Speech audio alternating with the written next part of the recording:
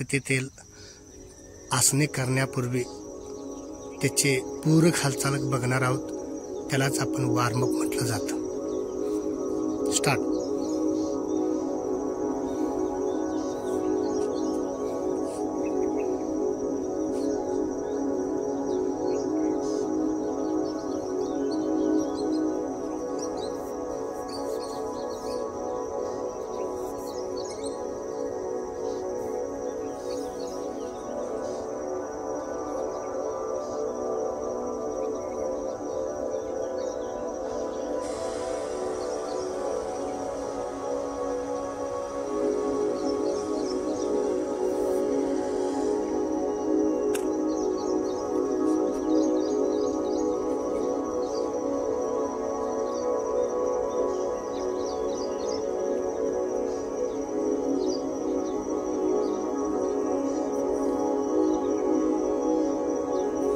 दंडासना स्थितीपूर्वी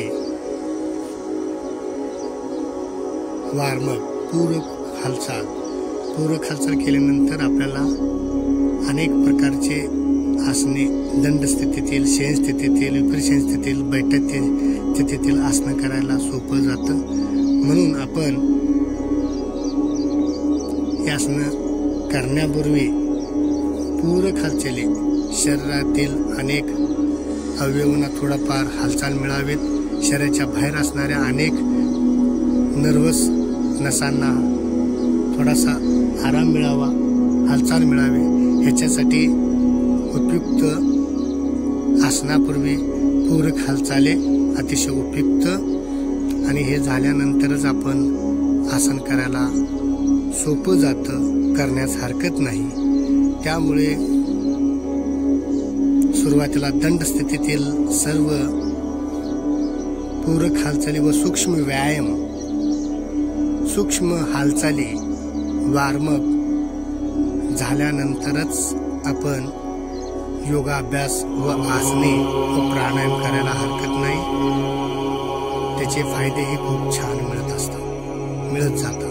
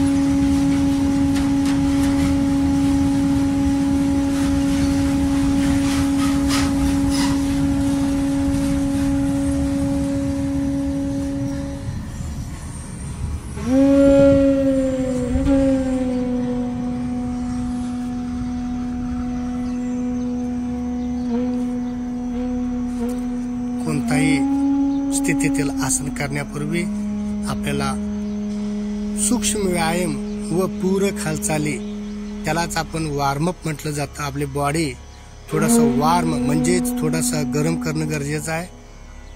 किंवा हालचालचे मार्फत पायाच्या बोटापासून ते मानेपर्यंत, हाताच्या बोटापर्यंत ते खांद्यापर्यंत आपल्याला थोडंसं पूरक हालचाल करणं फार गरजेचं आहे.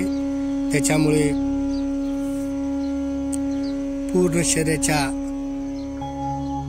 वरती आलेला दाब कमी होतो व बॉडी लवचिक होतं, आणि लवचिक झालेल्या बॉडी की आपल्याला सूर्यनमस्कार, बैठ स्थितीची असणे, दंड स्थितीची असणे, विपरीत शयन स्थितीची असणे व शयन स्थितीतले आसनं करायला सोपं जातं. त्यामुळे पूरक हालचाली, सूक्ष्म व्यायाम तसेच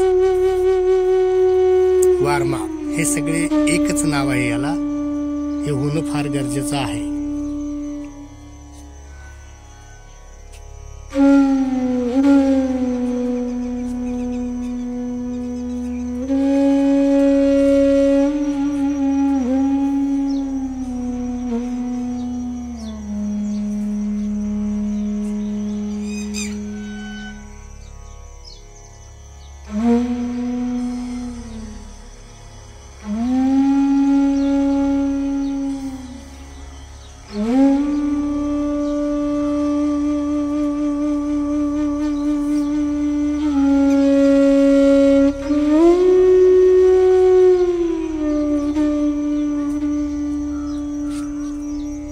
रिवर्स.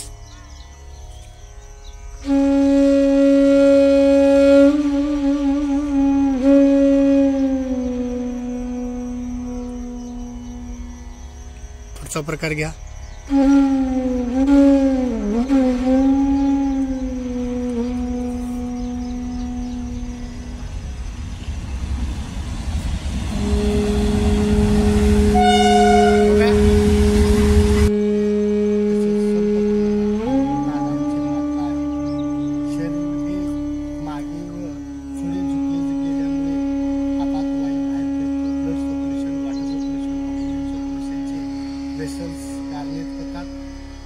हे सूर्यनमस्कार हे स्वतः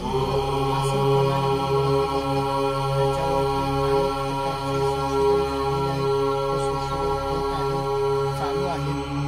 या आसनामध्ये थोडाफार प्राणायाम घडलं जातं. या आसनामध्ये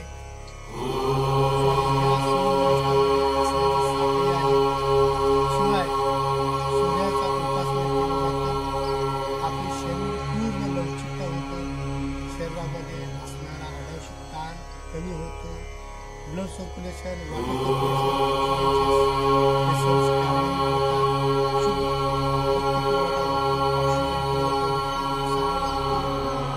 संकल्प पूर्ण होतो आणि आपल्या बॉडीप्रमाणे, आपल्या उंचीप्रमाणे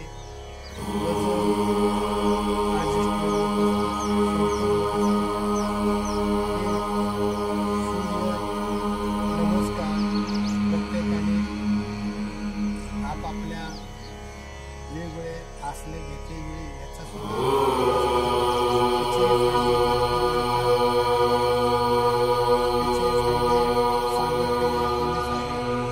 बॉडी बॅलन्सिंग, शरीर समतोल करण्याचा उपयुक्त म्हणजे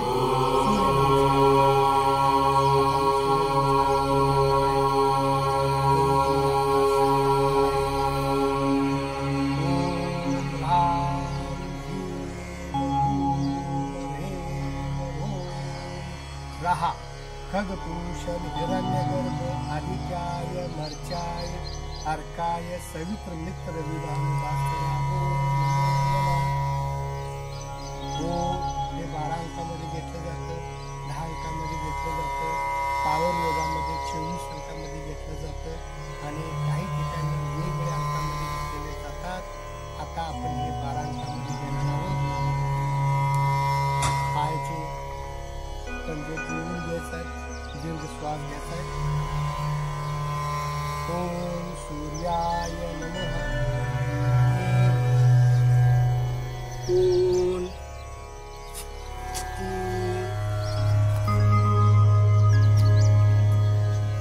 4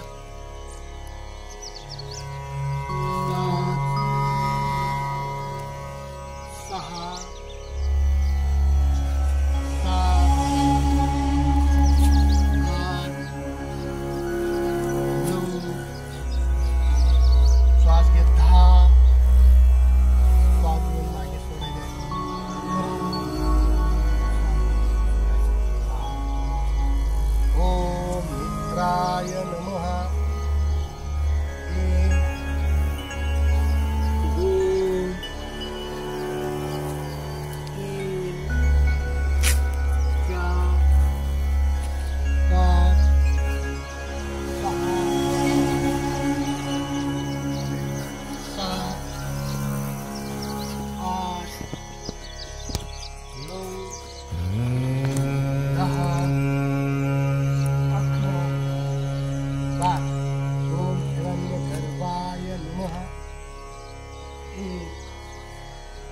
2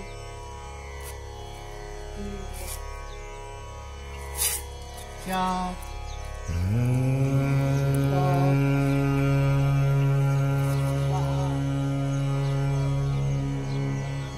7 8 9 10 11 12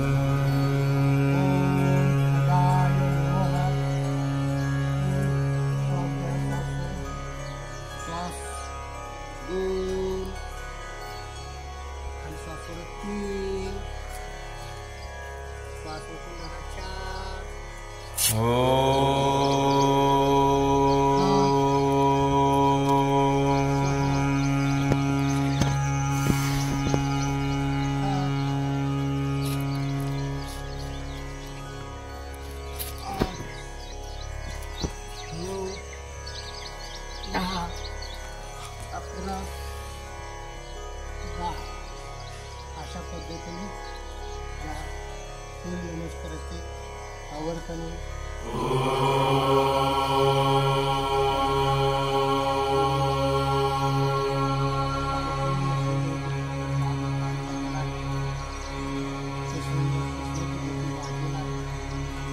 फुफ्फुसाची गती वाढलेली आहे, हृदयाची पातळी वाढलेली आहे, शरीरावर एक प्रकारचा दाब आलेला आहे, ताण आलेला आहे.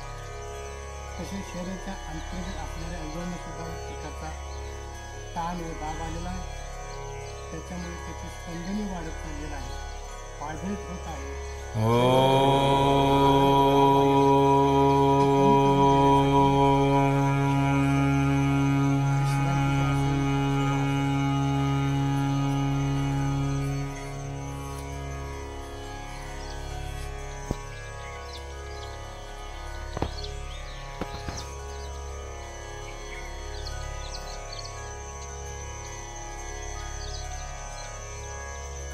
एक माणसं करायचं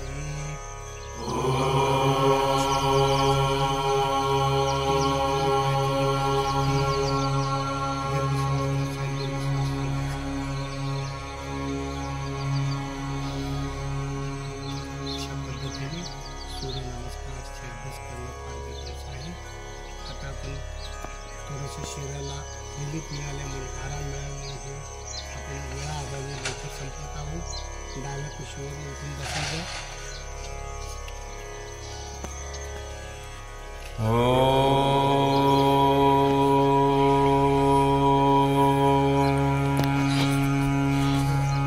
आज आपण सूर्यनमस्काराचा अभ्यास करणार आहोत. आपण 12 अंकी पद्धतीने हे सूर्यनमस्कार घेणार आहोत. सूर्यनमस्कार हा सर्वांग सुंदर व्यायाम म्हणून सर्वांना परिचित आहेच. योगातील काही आसने साखळीप्रमाणे एकमेकांना जोडून सूर्यनमस्कार तयार करण्यात आला आहे. योगातील हालचालीमध्ये श्वसनाला असलेली महत्त्व लक्षात घेऊन यातही श्वसनाला महत्त्व दिलेले आहे. स्वल्प प्रमाणात प्राणायामाची योजनाही या प्रकारात केलेली आहे. आबाळ वृद्धापर्यंत सर्वांना पेलणारा व झेपणारा असा हा व्यायाम आहे. योगातील काही आसनांचे या सूर्यनमस्कारात वापरलेली असली तरी योगविषयक जुन्या ग्रंथात सूर्यनमस्काराचा उल्लेख मात्र अभावानेच आढळतो. हे आश्चर्य आहे. सामान्यतः योगासनांचा अभ्यास करण्यापूर्वी काही वेळ सूर्यनमस्काराचा अभ्यास केला जातो. विशिष्ट दैनंदिन व्यवहार करण्यामुळे ताठरलेली शरीराचे स्नायू या अभ्यासाने मोकळे होतात. म्हणून योगासनांच्या अभ्यासापूर्वी सूर्यनमस्काराचा अभ्यास केला जातो. हे खरे आहे. तरी ह्या व्यायामाचे महत्त्व तेवढ्यापुरतेच आहे असे नाही. यातील काही वैशिष्ट्यामुळे याला स्वतंत्र असे स्थान निर्माण झालेले आहे. हे निश्चितच सूर्यनमस्काराच्या अभ्यासाने सर्व काही मिळते असेही म्हणणाऱ्यापर्यंत काहींची तयारी असते. अर्थात आपणाला सूर्यनमस्कारांचा अभ्यास करावायचा तो योगासनपूर्वक व्यायाम एवढा पुरताच करावायचा आहे. त्यामुळे आपणाला फार तपशिलात शिरण्याची जरुरी नाही, मात्र खोलात शिरून अभ्यास करण्याइतका हा प्रकार महत्वाचा आहे, एवढे तूर्त लक्षात ठेवले तरी पुरे. सूर्यनमस्काराच्या सर्वांग परिपूर्णतेमुळे त्याचा समावेश दैनंदिन धार्मिक आचारातही करण्यात आला आहे. तसेच भगवान श्री सूर्यनारायणाची उपासना म्हणूनही सूर्यनमस्काराची अभ्यास केला जातो. त्यामुळे काही आसनांची साखळी एवढ्या मर्यादेपर्यंत सूर्यनमस्कार न राहता मूत्राशयाचे काही संस्कार घडून समग्र सूर्यनमस्कार दैनंदिन उपासनेत सामील केला गेला. मंत्रशास्त्रातील बीज मंत्र मानला गेलेला ओंकार यात समाविष्ट केला गेला आहे. असा बीज मंत्रासहित सूर्यनमस्कार सुंदर सर्व क्षेत्रात आपला प्रभाव राखून आहे. सूर्यनमस्काराच्या भिन्न भिन्न परंपरा प्रचलित आहेत. त्यात फार फरक नाही, पण काही किरकोळ फरक मात्र जरूर आहेत. या सर्व परंपरा औंधचे महाराज, कैलासवासी श्रीमंत बाळासाहेब पंत प्रतिनिधी यांनी रूढ केलेली पद्धती अधिक योग्य व शास्त्रीय मानली जाते. शालेय पातळीवरील सर्व स्पर्धाकरिता हीच पद्धत अधिकृत मानली गेलेली आहे. या पद्धतीत एकूण 10 अवस्थांमधून सूर्यनमस्कार पूर्ण केला जातो. अन्य व्यायाम प्रकाराप्रमाणे सूर्यनमस्कारालाही एक विशिष्ट पूर्वस्थिती लागते. तिला सूर्यनमस्कार स्थिती असे म्हटले जाते. तसेच काही ठिकाणी 12 अंकामध्ये सुद्धा घातले जातात. पतंजलीमध्ये तसेच इतर ऋषीमुनींनी अनेक प्रकारे ह्याचे आसनाचे अभ्यास केलेले आहेत. ह्याची स्थिती आहे सूर्यनमस्कार स्थिती. अतिशय उपयुक्त हे आसन व प्राणायाम सूर्यनमस्कार आपण 12 अंकामध्ये घेणार आहोत व 12 अंकामध्ये सोडणार आहोत. अतिशय उपयुक्त ही आसन आहे. ह्यामध्ये काही बीज मंत्राचा सुद्धा वापर केला जातो. ह्यामध्ये अनेक प्रकारचे सूर्यनमस्कार सर्वांगपूर्ण व्यायाम असल्याने त्याचा स्वतंत्रपणे अभ्यास केला जातो. एका वेळी 108 किंवा 1008 सूर्यनमस्कारही घातले जातात. त्यावेळी त्याची गती साहजिकच वाढलेली जाते, पण ते स्वतंत्र विषय आहे व तो या कक्षे पलीकडचा आहे. सूर्यनमस्कारात योगासनाचा अभ्यास आहे, प्राणायामाची साधना आहे, सूर्यनारायणाची उपासना आहे व मंत्रांचे सामर्थ्य आहे. म्हणूनच याला सर्वांग परिपूर्ण व्यायाम म्हटलेले आहे. योगविषयक कोणत्याही प्राचीन ग्रंथात या सूर्यनमस्कारांचे वर्णन केलेले नाही, परंतु अभ्यासाने पूरक हालचालीनंतर सूर्यनमस्काराचा सराव करणे उपयुक्त ठरते, असा आजपर्यंतचा अनुभव आहे. आपल्या दैनंदिन अभ्यासात सूर्यनमस्काराचा अंतर्भाव केला तर तो अधिक उपयुक्त ठरतो. योगाच्या अभ्यासाने सूर्यनमस्कार सावकाश घालणे व जरुरी आहे. साधारणतः 13 सूर्यनमस्कार 7 मिनिटात घालून होतात. हीच गती कायम ठेवली पाहिजे. तेवढ्या सावकाशीनेच सूर्यनमस्कार घालण्या इष्ट आहे. काही ठिकाणी गती कमी जास्त होतो. ते प्रत्येकांचा वेगवेगळ्या पद्धतींचा अभ्यास प्रक्रिया आहे. तर आपण हे आता सूर्यनमस्कार घालणार आहोत. एकला दोन्ही पहिल्यांदा तुम्ही चटाईच्या समोर या, टाचा जुळवा,